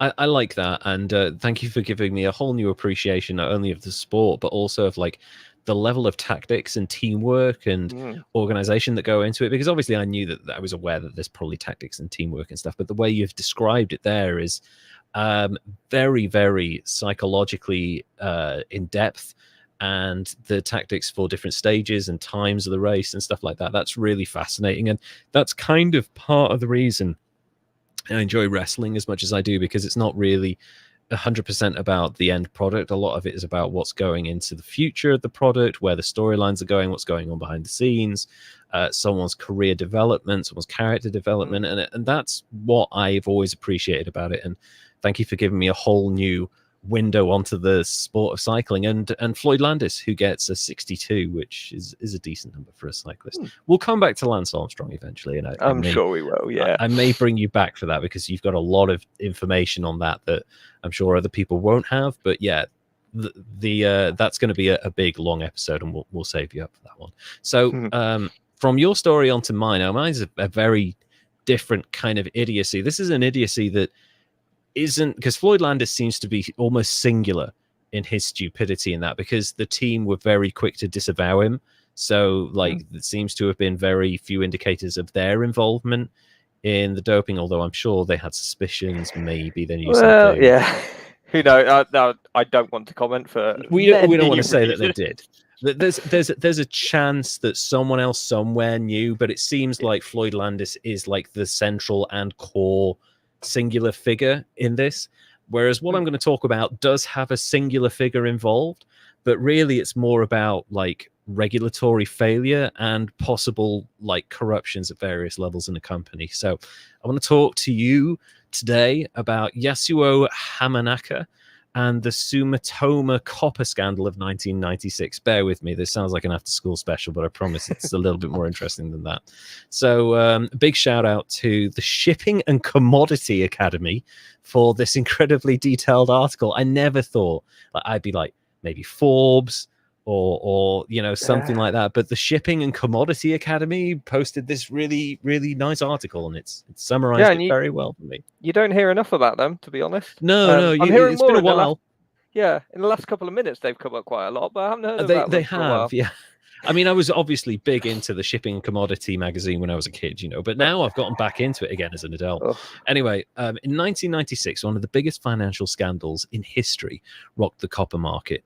Yasuo Hamanaka, a trader for Sumitomo Corporation, was accused of single-handedly manipulating the copper market and causing losses of over $2.6 billion for his company. It's that's change right there. That's GDP points right there. The scandal sent shockwaves throughout the financial world and raised questions about the integrity of the commodities market, which I know nothing about, but I'm sure we'll learn a lot from this article about the commodities market. So Yasuo Hamanaka, who was known as Mr. Copper, which feels like a rejected name from Reservoir Dogs or something, for his expertise in the market, had been with Sumitomo for over 20 years, and he was responsible for the copper trading futures and options market and had built up a significant position within the market. However, it was soon discovered that Hamanaka had been engaging in illegal trading practices, including cornering the market and manipulating prices. When the market turned against him, he was unable to cover his losses, and the scandal was exposed. This still goes on today, but people seem to get away with it, unlike, Hamanaka-san. So I'd imagine that, you could go into trading and look at people fucking around and cornering the market. And Elon Musk sent out a tweet about taking Tesla private, and then all of a sudden the share price explodes and he suddenly gets fined. It's still going on, and nobody got hit quite as bad as this guy. Got to be honest. I mean, 2.6 billion. It must be hard to get hit worse. It's pretty bad. Well, the one we covered recently was Truong My Lan, who is a Vietnamese businesswoman, banker and property developer, and she stole $40 billion, which was 9% of Vietnam's GDP for a year, which is like an American billionaire stealing $760 billion. And I mean, we're talking about this guy, Mr. Copper over here. This Truong My Lan had $2.3 billion in cash in her fucking basement. That's how much money she stole. She's like, I've got to pay the cleaner. I'm just going to go to the basement. I guess these people don't know when to stop, because I'd just stop a lot earlier if I was. Once you hit a few million, if I'm going to be involved in embezzlement and fraud, I'll keep it fairly modest. I won't take too much. It's kind of crazy when you consider that some of the highest wages in Vietnam for government officials are $13,000 a year. Oof. So the scale of that is insane. It's not like in Western countries where the average wage is £26,000 a year or $35,000. 13 grand is your minister of agriculture. So that's crazy. So, and she had $2 billion in cash in her basement. She must have had the most incredible foundations, because her house could have fucking subsided and the cash would have held it in place. That's how much money she had. Anyway, back to Mr. Copper over here. Sumitomo Corporation is a Japanese trading company that was established in 1919. The company has a diverse business portfolio that includes metal products, transportation, construction systems, infrastructure, media, consumer goods, and novelty pinatas filled with candy and toys. That last one I made up just now.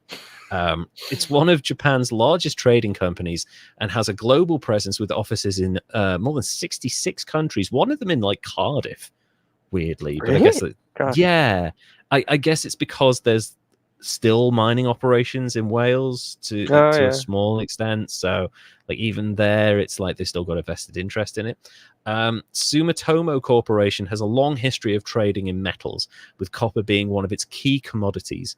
The company has been involved in the copper market since the 17th century, even though the company itself wasn't incorporated until 1919. When it began trading copper from the Beshi mine in Japan, which the mines were opened in 1691 during the Genroku era of the Edo period, so that's 1603 to 1868, and continued in operations for 283 years until 1973. Unlike most copper mines, I've been to a couple of them. There's one on Anglesey called Paris Mountain, which it looks like the surface of Mars. So instead of it being like lush and verdant and green and stuff, it's like red and like shades of purple everywhere because they've just mined the shit out of this thing. It's very otherworldly. And it's hot as balls up there as well because there's no shade because nothing grows other than like a few shrubs. Yeah, no growth whatsoever. 283 years it was mined until 1973. And now you'd think, oh my God, like nearly 300 years of mining and it closed in the 1970s. You'd think, oh my God, look, the scarring on the landscape must be intense. Actually, now it is a nature reserve and it is like a series of hills covered in like just all trees. Nature has completely taken this mine over again in like 60 years. It's completely transformed, 50 years even. And there's a memorial museum on the site. And other than that, it's just rolling hills covered in trees. Real like District 13 in the Hunger Games vibe to this. Like all of the shit is underground, but on top it looks like a paradise. Very nice. I'd imagine that it's a good day out and you'll probably find some copper that you can trade and corner the market with. Over the years, Sumitomo has expanded its copper trading activities and has become one of the world's largest copper traders. In the 1990s, the Sumitomo Corporation's copper trading division was headed by Yasuo Hamanaka, who was known as Mr. Copper for his expertise in the market. He has been with Sumitomo. He had been with Sumitomo for more than 20 years at this point, and had built a reputation as a skilled trader who was able to generate large profits just from this one sector of trading for the company. However, in 1996, his activities came under scrutiny when it was discovered that he had been involved in a very specific scandal. Yasuo Hamanaka, a Japanese trader who worked for the corporation, he joined the company in 1968 and worked in the copper department for most of his career. So he immediately went into that world. And after 20 years, it makes sense for him to kind of become the head because he knows everything about the market. Like it's an obvious thing. So he was known for his expertise in the markets and was responsible for managing the trading activities.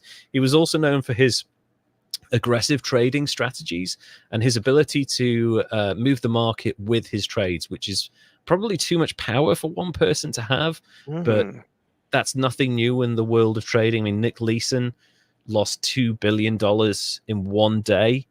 And that's when he went on the run because they uncovered the fact that he'd been hiding his losses for decades. And, you know, and then you got Hamanaka over here, and it happens way too often.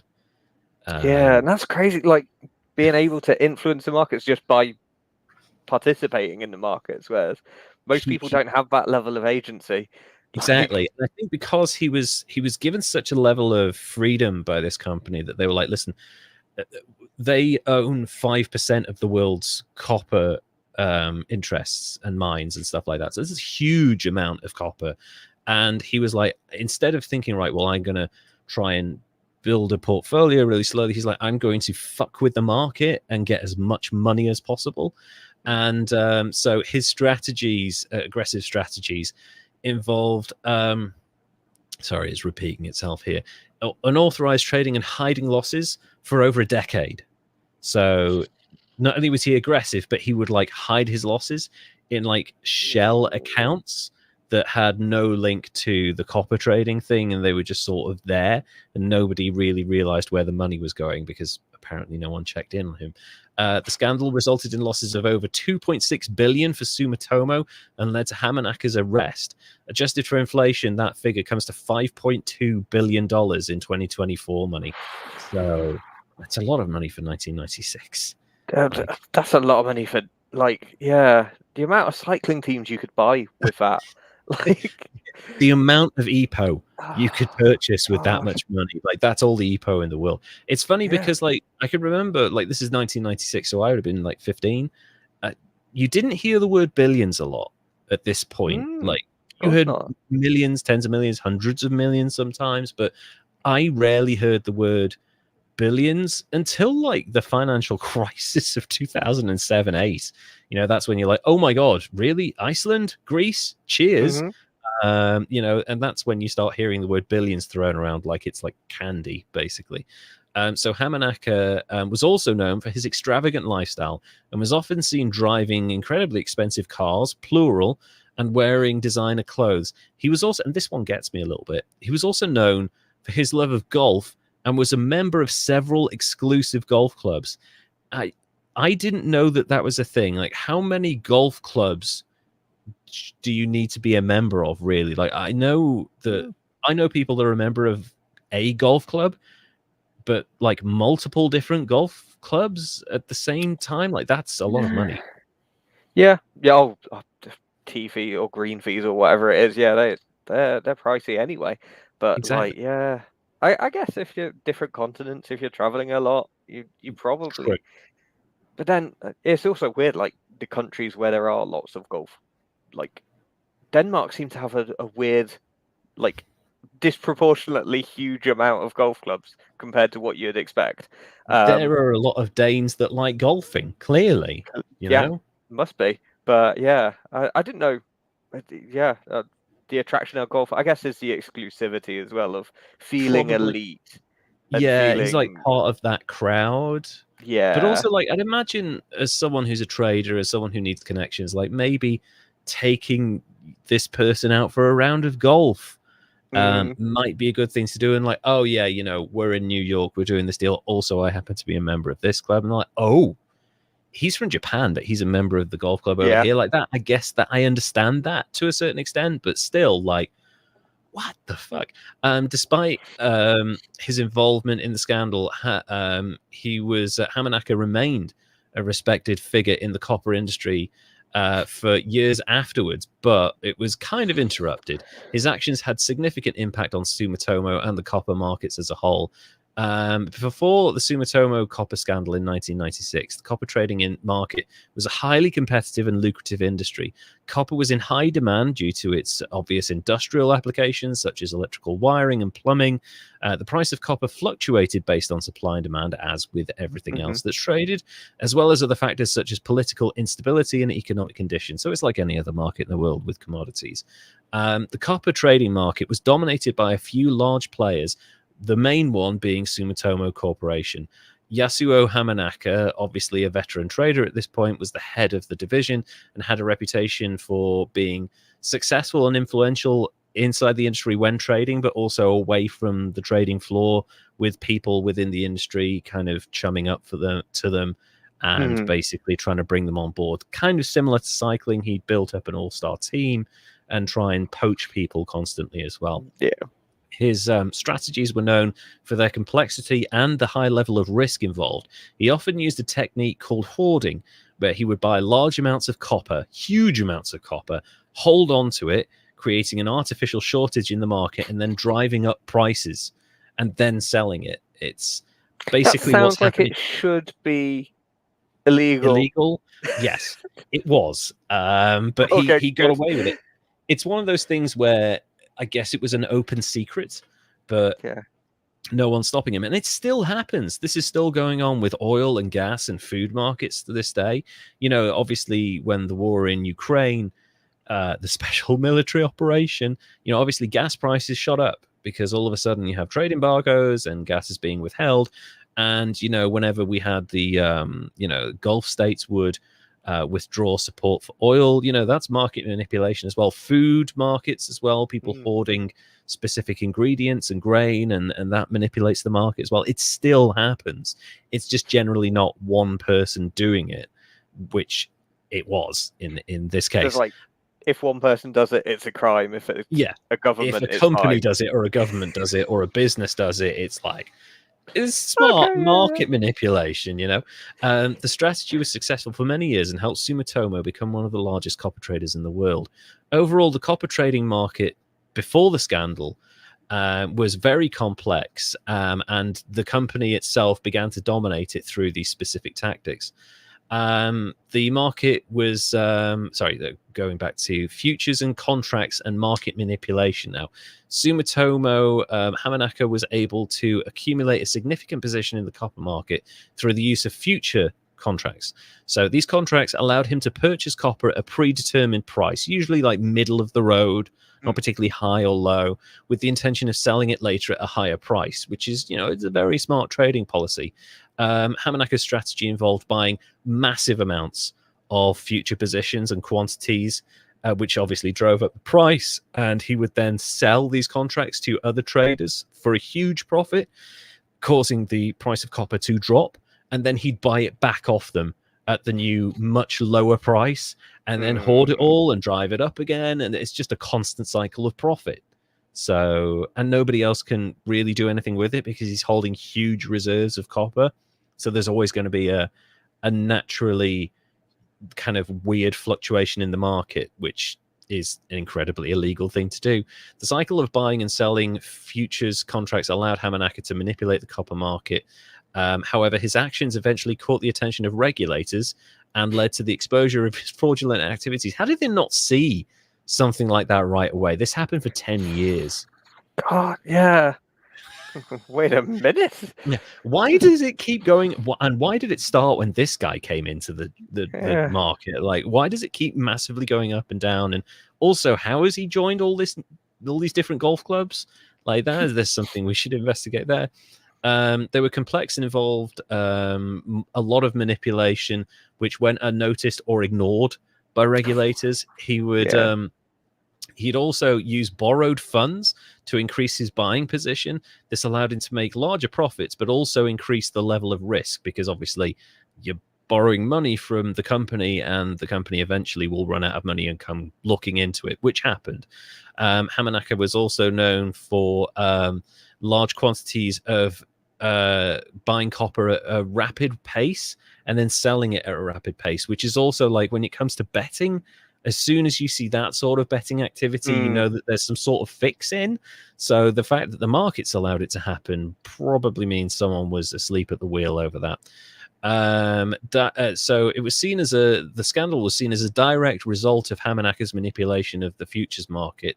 But then again, it went unchecked for 10 years, and the regulators didn't step in either. So you can basically say that these kind of people that operate in the market are always going to do these sorts of things, and it's up to the regulators and the companies they work for to check in on them, but nobody did for 10 years. Anyway, eventually in 1995, the corporation began conducting internal investigations into the trading activities of Yasuo Hamanaka on its top trading, one of its top traders. These investigations were prompted by concerns over the large losses incurred by Hamanaka's department, which had been responsible for more than 90% of Sumitomo's copper trading profits and losses. So, like, he is the guy in that, and they just suddenly were like, he's losing a lot all of a sudden. The investigations revealed that Hamanaka had been engaging in unauthorized trade, so he'd just been doing it and concealing his losses in shell accounts. He had also been manipulating the copper market by using his position to influence price makers and cornering the market on certain contracts as well. In June 1996, Sumitomo announced the results of its external audit on Hamanaka's trading activities. The audit found that he had caused losses of $1.8 billion, making it the largest financial scandal in Japanese history at the time. There have been a lot more since. Japan's economy has fluctuated massively over the last 40 years. Hopefully it'll calm down. By the way, if you want to buy property in Japan right now, you can get it for like 20 grand, like a 5-bedroom house. It's great. It's crazy cheap over there. The yen is basically devalued to a point of non-existence. The audit also revealed that Sumitomo's internal controls had been inadequate in detecting Hamanaka's fraudulent activities and may have actually been sabotaged by certain people who'd accepted backhanders from him. Deliberately inadequate. As a result, Sumitomo was forced to implement significant change in its risk management compliance procedures. In the aftermath of the scandal, Hamanaka was arrested, tried, and sentenced to 8 years in prison. So a significant prison sentence, but it's always difficult to gauge with financial scandals because some people get like a few years. Then you've got Bernie Madoff who gets life, basically. So 8 years, it's a long prison sentence, but it's $2 billion.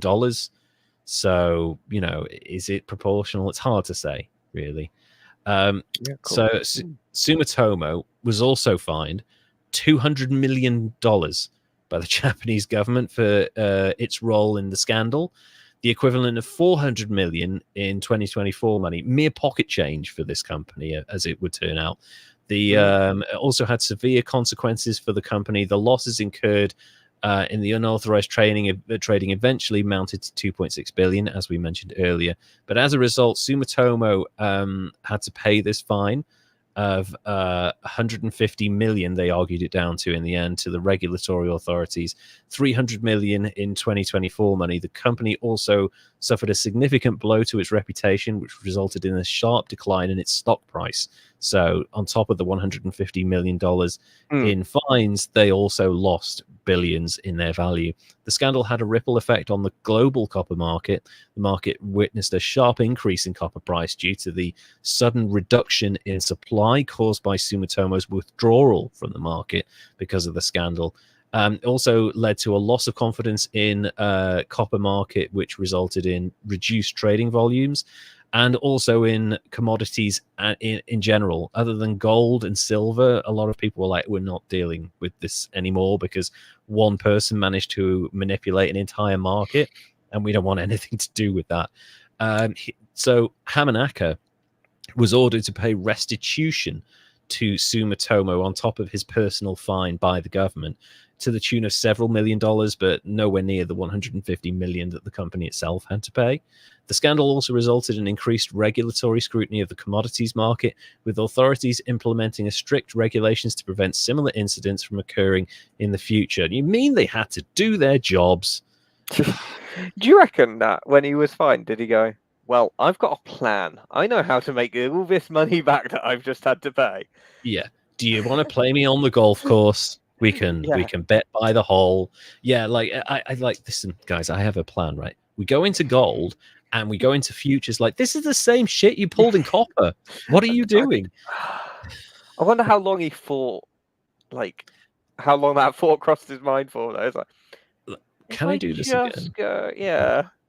You know, one of the funniest stories I heard about the Bernie Madoff thing was what happened when he got into prison, because he was actually quite a popular guy in prison, because a lot of the guys in there were like, you're a fucking player, you know, you took all these people's money, and that's like hilarious and stuff. But what he ended up doing, he didn't endear himself to the people that enjoyed his presence in prison, because he bought up the prison's entire supply of ramen noodles and then charged people double the price to buy it off him. So he was hustling while in prison with people who would readily stab him and choke him to death. So I don't know what the fuck he was thinking, but some people will just not stop. I don't know what he's like, but I don't believe he's the most built guy in the world. No. Like, and he's an old fella. He's an old dude. You'd get the crud kicked out of you the first day if you tried that. It's like, I will buy it for normal price or steal it from. Yeah, like, we'll sell it at half price, if anything, Bernie. Thank you very much. But maybe he's got a couple of dudes he pays in noodles who just like look after him. Like, here you go, guys. Here's like 3 free packets of ramen. Please stop me from being stabbed for the next week. So the US, the United States, the Commodity Futures Trading Commission, the CFTC, launched an investigation into Sumitomo's activity, which led to a further $1 million settlement with the company. The London Metal Exchange implemented new rules requiring traders to disclose their position in the market daily, so that nobody could be like, I might have lost money, but it's not really me, it's in a different account.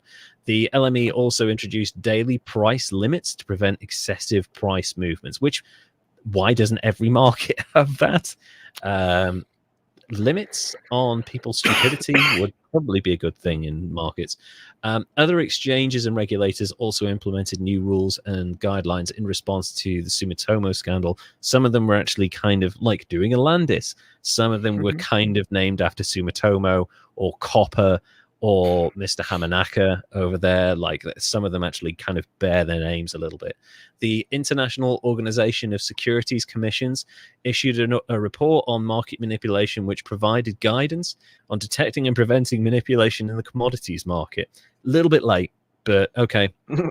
Overall, the Sumitomo Copper Scandal had a significant impact on the commodity trading industry, leading to increased regulation and reforms aimed at improving market integrity and transparency. The scandal exposed the risk associated with concentrated position and lack of transparency in the actual market itself. One of the main implications was the increased focus on risk management practice in commodity trading, and companies began to implement strict risk management policies and procedures, including more frequent monitoring of trading activities and better use of tools.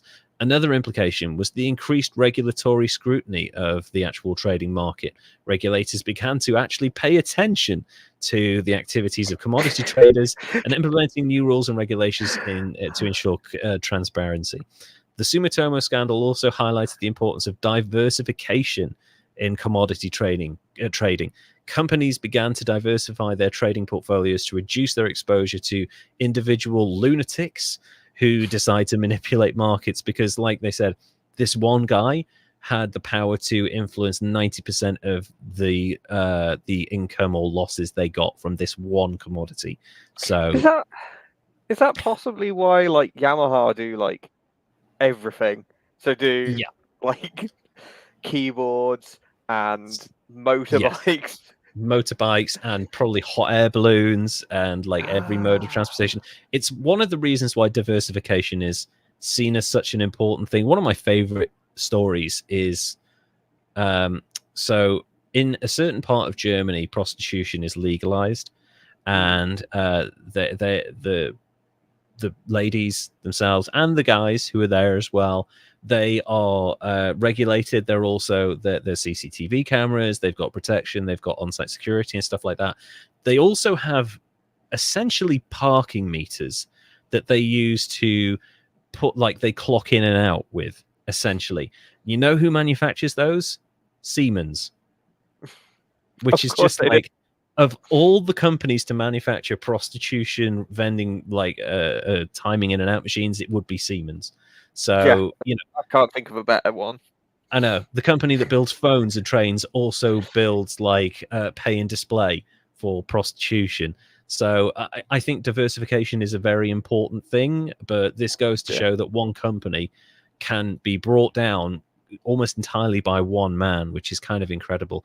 The Copper Scandal also had a lasting impact in terms of the increased management scrutiny.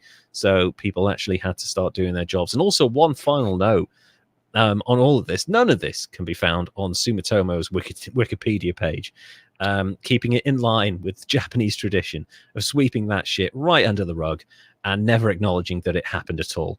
So, like, you got a scandal. My favorite thing I learned about Japanese police, particularly in Tokyo, they don't bother investigating a crime unless they are guaranteed of a kind of basically a positive outcome. So if there's any potential for like the prosecution people to be like, no, we're not going to take this, or maybe that they might lose it at trial, they don't bother investigating it. So a lot of crime goes unreported or uninvestigated, and I just find that amazing. So with the Sumitomo Copper trading scandal, this happened for 10 years, and it was only eventually found out and everyone was fined. And what are your thoughts on this? First of all, who is the idiot? Is it Mr. Hamanaka? Is it Sumitomo? Is it the regulators? Like, who is the idiot in this scenario? All of them? I certainly think Yasuo Hamanaka is the prime idiot here. Yeah. But everyone else kind of facilitated that. You know, the company seemed to be making money, so they're not going to do anything about it. Like, exactly. Why would we investigate? We're making money. Why We're would in we question where the money's coming from? Yeah. You know? Yeah. and the regulators didn't regulate, so they kind of allowed it to happen. Whether we don't know the details, but whether they were coerced into doing so or just were inept, I don't know which is worse either. No, corrupt or inept is kind of like. I want people to be corrupt. I want them to at least be good at their job, but they're like, listen, I've got to make money off this, come on. Yeah. Instead of being stupid, like, how the fuck did you get this job? But yeah, I'd say if we focus on Yasuo, that's a lot of money to have kind of hidden and lost, and $5.2 billion. Fuck, dude. But then caused a lot of diversification, which we said is no bad thing. So, and was that mine closed as a result of him, or is that just incidental that it happened at a similar time? It was incidental. It was it kind of closed years before because it was tapped out at that point. Yeah, but it's not to say that the impact of this, the company suffered huge losses, and that leads to significant layoffs and people losing their jobs, but also people who have invested in this company in the stock market losing significant portions of their life savings, people who have stocks and shares, and also the people in the commodities market. Other ends of the world might have lost their jobs because the market suddenly, there was a massive price shift because of the scarcity. So, this has impacts at various levels for people's lives. Yeah. I think that, and also it's persistent kind of idiocy. 10 years worth. 10 years in the sheer extent. I'm gonna go 75. I feel that feels right for him. Your usual metric. He didn't kill anyone, certainly not directly. So he can't get the top marks, but a lot of fraud and embezzlement gets you pretty close. It does. Also, it's just a weird thing that if you ever worked for a large company in this day and age, and I've worked for a few over the years, you understand that there's a lot more management and insight and kind of oversight, just basically to the point where sometimes you can be like, oh my god, is this micromanaging? Am I being micromanaged here? But to be working for a company where you are specifically responsible for billions of dollars of profit and losses, and to just like have basically no oversight for a decade is kind of frightening. I guess it's the 90s. I guess people got away with that shit. But I just find it amazing that this guy, and also like it goes back to the earlier point, like how much is enough? Like how long do you go on for, like clearly knowing that you're breaking the law and getting away with it before you're like, maybe I should stop before I'm caught? How much is enough? Apparently never is the answer to that. And that's the Lance Armstrong story, that's the Truong Mai Lan story, and that's the Yasuo Hamanaka story. Apparently never is enough. Never is never enough. So that's it. I'll take a 75. That feels fair given how kind of insane this is. I do like financial scandals because there's almost always someone's like, oh, we've turned a blind eye. My favorite one was, again, going back to Truong Mai Lan in Vietnam. She would bribe people. She had a go-to bribe figure whenever she wanted to bribe like a local official or police or regulator. It was $5.2 million. And given that the average income in Vietnam was like $4,000 a year, that's like generation changing levels of wealth right there. That's like no one in your family for the next 8 generations is ever going to have to work again. It's that kind of money. So I can understand why people took those bribes. But amazingly with this, according to the story, there are no indications of actual bribery. I wonder if golf was involved as a bribery, Yeah. There's no reported bribery, doesn't mean there's no bribery. Exactly. Maybe it was one of those things where the police were like, we can't prove it was bribery, so we're not going to investigate it. But yeah, that's it. So that's my story. So far this week, we've had Floyd Landis, who got a 62 for doing a Landis, and very quickly ending his like top line cycling career.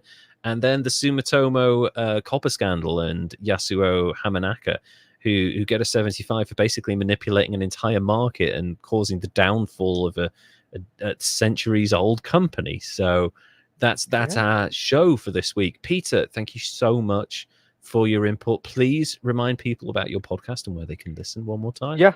So we do cycling interviews. It's always nice just to hear the rider behind the person behind the rider, rather. As recently as the Olympics, we had Emma Finucane, who won gold. We had Pfeiffer Georgie, who was 5th in the women's road race. We've had lots of people of differing strata, and I enjoy just chatting to them. And like, there's people I've interviewed who have become friends, like Hannah Beck, which is the picture up there behind me. Like, that's her rider card, and we chat occasionally. That's so cool. And she does World Championship in Mountain Bike Eliminator. We had Jeroen Van Eck, who's the Mountain Bike Eliminator men's world champion. We've had Bob Donaldson, who's signed for Jayco, who's an emerging British talent and who's got a huge upside. Nice. He's going to be kind of a big rider and notable name in the future. So we do that. It's usually once every couple of weeks episodes come out. It depends how quickly I can record and edit. And I've got a co-host, Lena, who does some where she's interviewed people like Max Canter, which is a great name, by the way. He's a sprinter and he's Max Canter. Like, Canter is a sprinter. It's perfect. Great. Yeah. So yeah, and we were even involved in the Tour de France Femme press conference before the women's Tour de France with the FDG team. Nice. So yeah, we get about, and we're at In the Wheels on X and In the Wheels Pod on Instagram, and also at In the Wheels on YouTube. And as we were kind of discussing earlier, it's not very SEO friendly, but if you search for us and search for some of the names that we've had and look out for our links, you'll find us. And hopefully, if anyone's listened and enjoyed what I had to say, they might enjoy some other interviews and hopefully gain some knowledge along the way. Absolutely. And it's a great podcast. I have really enjoyed kind of listening to it in the background, and just I do enjoy the conversations, and I like the level of detail you get into them as well. So that's really cool. I do like it when there's someone's got a clear passion for something. So it's really cool to listen to that. So please go and check Peter's podcast out over on YouTube, In the Wheels. And yeah, thank you all so much for joining us. I also want to give a big shout out. I didn't necessarily do this at the start because I forgot, because I was doing some housekeeping. I wanted to thank our amazing patrons, Jesse Christ, Kimberly Johnson, Andrew Zavara, Dilly Bob, and Silent Crisis over on our Patreon. And if you want to visit our Patreon, you can go to patreon.com/historiesgreatestidiots, where you can join, sign up for as little as $3 a month, or as much as, how much is the Andrew Newman thing now? I think it's like it's like $20,000 a month. So if you want to sling us that money, that would be crazy. So patreon.com/historiesgreatestidiots, where when you join, you get a free gift for joining. You get an annual gift every 12 months for joining up. At the moment, we're handing out certificates of a graduation from stupidity, so you can get that, a laminated version of that. You also get behind the scenes stuff of mine and Derek's lives and stuff that's going on behind the scenes, scripts, exclusive recordings for patrons only, where we just go off on tangents constantly for an hour and a half. So please go and check that out. You can also find us on Instagram at History's Greatest Idiots. That's our only social media these days. And that's our show for this week. So thank you all so much for joining in. Peter, thank you so much for coming on the show. I've been wanting to have you on the show for a while, and it's just been an absolute pleasure. So thank you for joining. Yeah. No, thank you for having me. That's excellent. And until next week, Peter, would you like to say goodbye? Goodbye. And we will see you again in a few weeks' time. Derek will be back then. Take care, and we'll see you all then. Bye now.